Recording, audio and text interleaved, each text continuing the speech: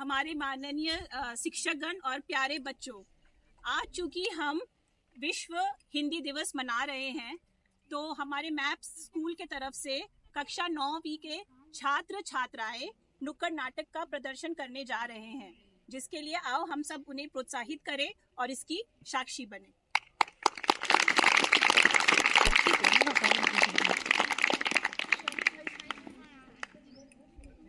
प्रणाम आप सभी को। हम सभी modern and moral academy public school के विद्यार्थी हैं। हम सभी आज आप सभी को नुक्कड़ नाटक के रूप में हिंदी का महत्व बताने जा रहे हैं। तो चलिए शुरू करते हैं नुक्कड़ नाटक। आओ आओ देखो देखो, आओ आओ देखो देखो, नुक्कड़ नाटक देखो, नुक्कड़ नाटक देखो। आज तो यहाँ पर जबरदस्त नाटक होगा, परंतु इसका शीर्षक क्या होगा सोचने दो जरा। कृषि कानून? नहीं नहीं। तो क्या पेट्रोल के दाम? नहीं नहीं। अच्छा, वह भी नहीं तो पक्का प्रदूषण ही होगा? नहीं नहीं। आज तो हम बेहाल, बीमार व बेइज्जत मातृभाषा हिंदी को एक वैचारिक नाटक के रूप में प्रस्तुत करने जा रहे हैं। तो हिंदी बीमार है। मुद्दा हिंदी माध्यम को ऊपर और अंग्रेजी माध्यम को नीचे रखना नहीं है, नहीं है। मुद्दा किसी भाषा को नीचे रखना नहीं है, परंतु लोगों में यह संदेश पहुंचाना भी जरूरी है कि हिंदी हमारी मातृभाषा है और हमें उसका आदर करना चाहिए। तो चलिए साहिबान, मेहरबान और कदरदान, आपके सामने प्रस्तुत है नुक्कड़ नाटक हिंदी बीमार है। सुनो भाई सुनो सुनो, क्या हो गया है हाल, क्या हो गया है हाल। कोई मुझे बताएगा भी कि हमारे देश भारत में मातृभाषा की दुर्दशा का कारण क्या है? अरे हिंदी का, हिंदी हो गई बीमार, हिंदी हो गई बीमार। हिंदी बीमार, यह सुनकर मैं हैरान हूँ। क्या यह सच है? हाँ भाई हाँ। अरे भाई, हिंदी कैसे हो गई बीमार, कैसे हो गई बीमार? हिंदी की ऐसी दुर्दशा क्यों भाई, क्यों आखिर हिंदी बीमार हो गई? आखिर क्यों, आखिर क्यों? हाँ, मैं हो गई बीमार, मैं हो गई बीमार। अरे भाई, मुझे कोई तो बताओ हिंदी बीमार क्यों हो गई? कोई बताएगा भी जरा, हमारे देश की मातृभाषा की ऐसी दुर्दशा का जिम्मेदार कौन है? अपने ही देश में पराई न जाने हिंदी भाषा कहाँ खो गई।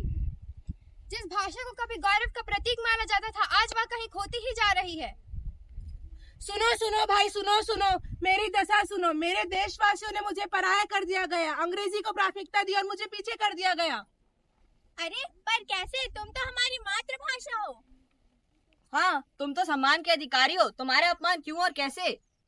हाँ मैं हूँ, मगर ये जमाना बदल रहा है। माँ को कौन याद करता है, अब जमाना बदल रहा है। अंग्रेजी के ढाले लोग मुझे भूलते जा रहे हैं।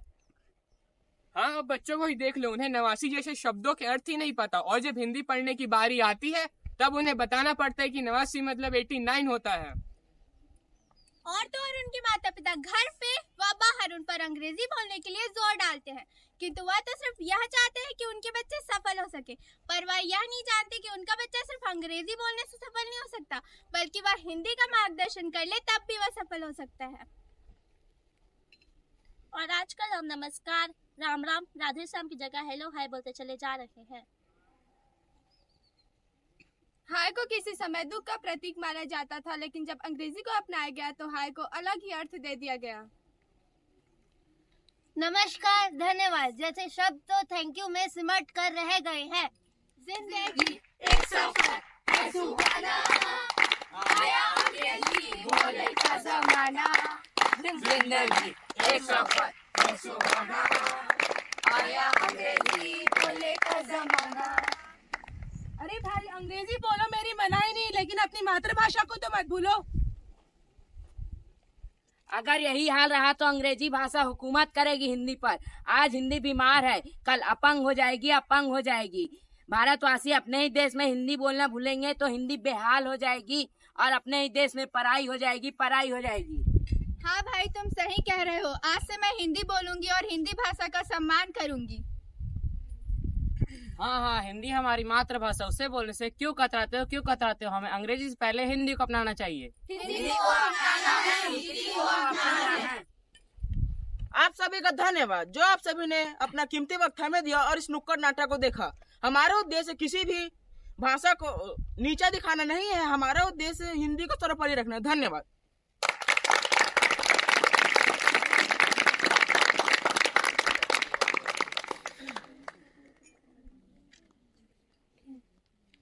तो आज हम विश्व हिंदी दिवस पे एक नुक्कड़ नाटक तैयार किए थे, जिसमें कक्षा 9वीं के जो छात्र थे उन्होंने बहुत ही अच्छा नुक्कड़ नाटक आप सबके सामने प्रदर्शित किया। तो उम्मीद है आप सबको ये नुक्कड़ नाटक पसंद आया होगा। आप सभी को दिल से धन्यवाद।